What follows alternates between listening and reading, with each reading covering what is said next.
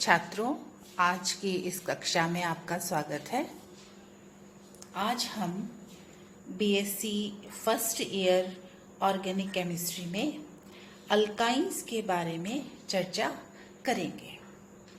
जैसा कि मैंने पूर्व क्लास में आपको बताया था कि अल्काइंस का स्ट्रक्चर तथा उनकी बॉन्डिंग क्या होती है, उनको हम किस प्रकार से बनाते हैं।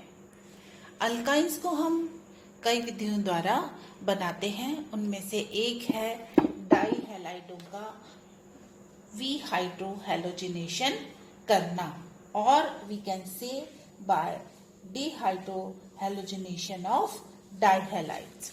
इसके अतिरिक्त हम अल्काइंस को बाय अल्काइलेशन ऑफ अल्काइलाइड्स के द्वारा भी बना सकते हैं।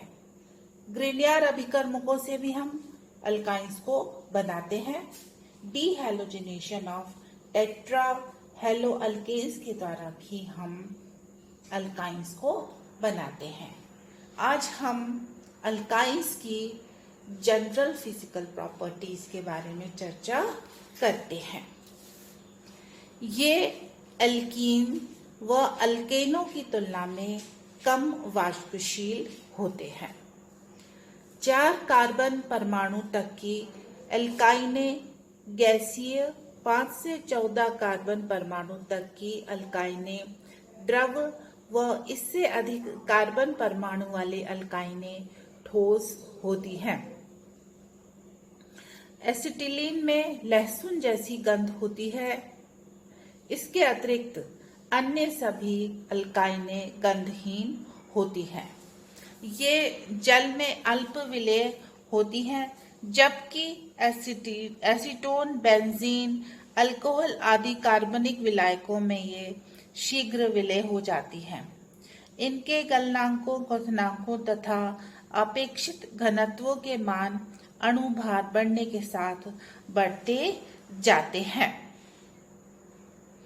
इनकी एक सारणी है, उसके अनुसार इथाइन का मेल्टिंग पॉइंट -82 डिग्री सेंटीग्रेड होता है तथा इसका बॉइलिंग पॉइंट -75 डिग्री सेंटीग्रेड होता है। इसी तरीके से 1 ब्यूटाइन का मेल्टिंग पॉइंट 122 डिग्री सेंटीग्रेड होता है तथा इसका बॉइलिंग पॉइंट 9 डिग्री सेंटीग्रेड होता है। और भी इनके कई एग्जाम्पल्स होते हैं जिनमें इनके मेल्टिंग पॉइंट व बॉइलिंग पॉइंट दिए जाते हैं। तो इससे पता चलता है कि इनके गलनांक, क्वथनांक तथा अपेक्षित घनत्वों के मान अणुभार बढ़ने के साथ बढ़ते जाते हैं। क्योंकि इथाइन का मेल्टिंग पॉइंट बताया गया है -82, जबकि 1 ब्यूटाइन का मेल्टिंग पॉइंट बताया गया है 122 डिग्री सेंटीग्रेड। इनको बनाने की विधियां, रासायनिक अभिक्रियाएं, केमिकल रिएक्शंस। अल्काइनों की प्रमुख रासायनिक अभिक्रियाओं का अध्ययन निम्न शीर्षक के अंतर्गत किया जा सकता है। इनकी केमिकल रिएक्शंस होती हैं electrophilic addition reaction, substitution reactions, oxidation reactions, acidity in alkynes, polymerization और आइसोमराइजेशन की अभिक्रियाएं, इनकी रासायनिक अभिक्रियाएं होती हैं। पहला पॉइंट है इलेक्ट्रॉन स्नेही यौगात्मक अभिक्रियाएं, इलेक्ट्रोफिलिक एडिशन रिएक्शंस। एल्कीनों की भांति अल्काइनों में भी इलेक्ट्रॉन स्नेही योगात्मक अभिक्रियाएं संपन्न होती हैं।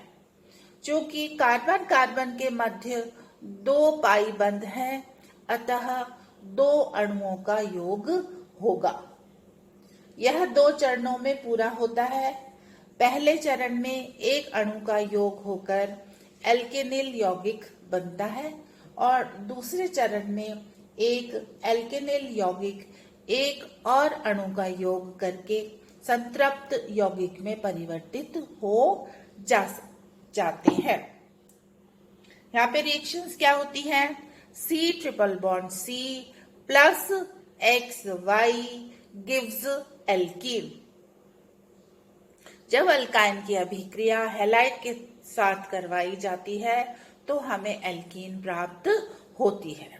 इसी तरीके से अगर हम एल्कीन में और दूसरा हैलाइड जोड़ देंगे तो उससे हमें एल्केन प्राप्त हो जाती हैं। तो ये अभिक्रियाएं इलेक्ट्रोफिलिक एडिशन रिएक्शंस कहलाती हैं। एडिशन रिएक्शन यानी कि डबल बॉन्ड या ट्रिपल बॉन्ड में किसी नए हैलाइड यौगिक का जुड़ना।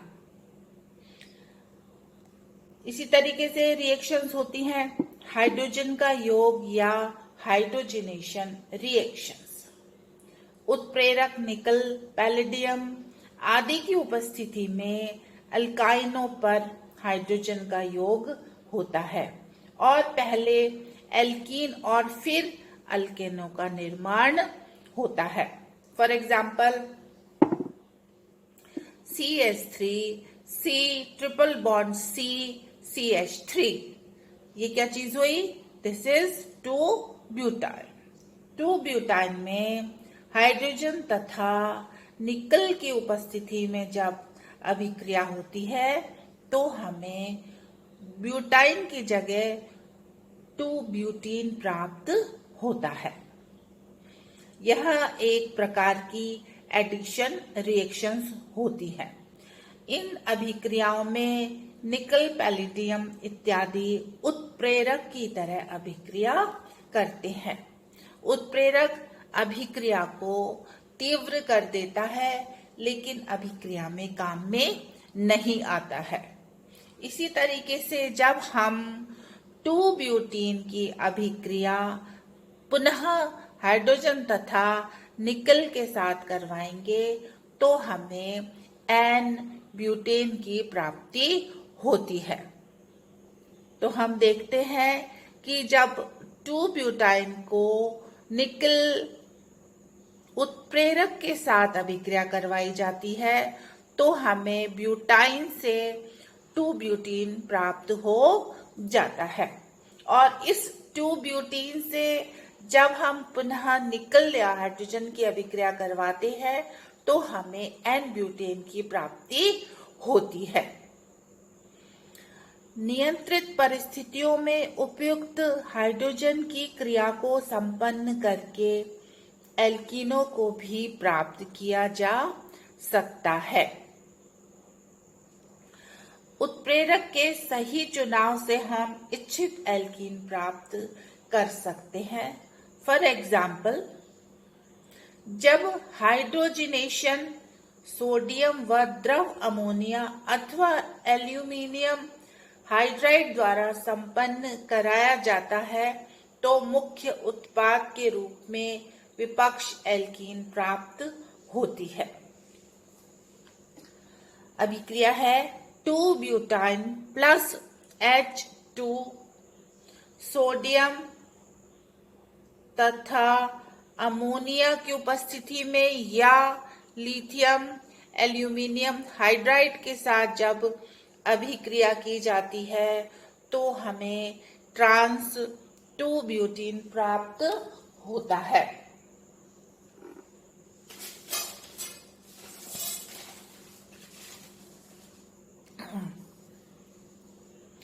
ट्रांसब्यूटीन का स्ट्रक्चर किस प्रकार से हम बनाते हैं? ट्रांसब्यूटीन में हम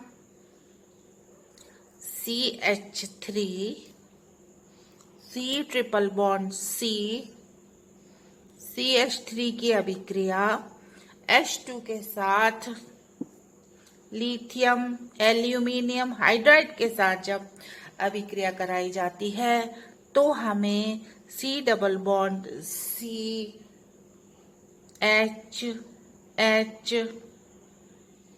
CH3 CH3 समूह प्राप्त होता है। इसका नाम होता है ट्रांस टू ब्यूटीन। इस तरीके से जब हम 2 ब्यूटाइन की अभिक्रिया सोडियम अमोनियम या लिथियम एल्यूमिनियम हाइड्राइड के साथ कराते हैं तो हमें ट्रांसब्यूटीन प्राप्त होती है। डाइबोरेन अथवा आइसोब्यूटाइल एल्यूमिनियम हाइड्राइड उत्प्रेरक की उपस्थिति में हाइड्रोजनेशन करने पर समपक्ष एल्कीन मुख्य उत्पाद के रूप में प्राप्त होती है। समपक्ष एल्कीन की अच्छी उपलब्धि प्राप्त करने के लिए एक विशेष उत्प्रेरक काम में लिया जाता है जिसे लिंड-लार कैटलिस्ट कहते हैं। यह लेड एसीटेट में आंशिक रूप से भीगा हुआ PdCaCO3 होता है। आंशिक रूप में क्विनोलिन से भीगा हुआ पैलेडियम सल्फेट भी इस प्रकार का उत्तम उत्प्रेरक होता है। 2 ब्यूटाइन की अभिक्रिया जब हम H2 के साथ लिंड-लार कैटलिस्ट की उपस्थिति में कराते हैं तो हमें सिस ब्यूटीन प्राप्त होता है। ये ट्रांसब्यूटीन है। जब हम हाइड्रोजन को एक तरफ और CH3 को एक तरफ लगा देंगे तो हमें सिस ब्यूटीन प्राप्त होगा। यहाँ हाइड्रोजन ये CH3 तो ये ग्रुप क्या कहलाएगा? सिस 2 ब्यूटीन कहलाता है। यहाँ इस प्रोडक्ट को बनाने के लिए लिंड-लार कैटलिस्ट का उपयोग किया जाता है। लिंड-लार कैटलिस्ट लेड एसीटेट में आंशिक रूप से भीगा हुआ पैलेडियम कैल्शियम कार्बोनेट होता है। आंशिक रूप से क्विनोलिन में भीगा हुआ PdBaSO4 भी इस प्रकार का उत्तम उत्प्रेरक होता है।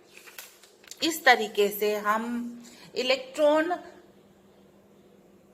स्नेही योगात्मक अभिक्रियाएं करवाते हैं। इसके अतिरिक्त और भी प्रकार की इलेक्ट्रॉन स्नेही योगात्मक अभिक्रियाएं होती है जो कि हम अगली क्लास में उनका वर्णन करेंगे।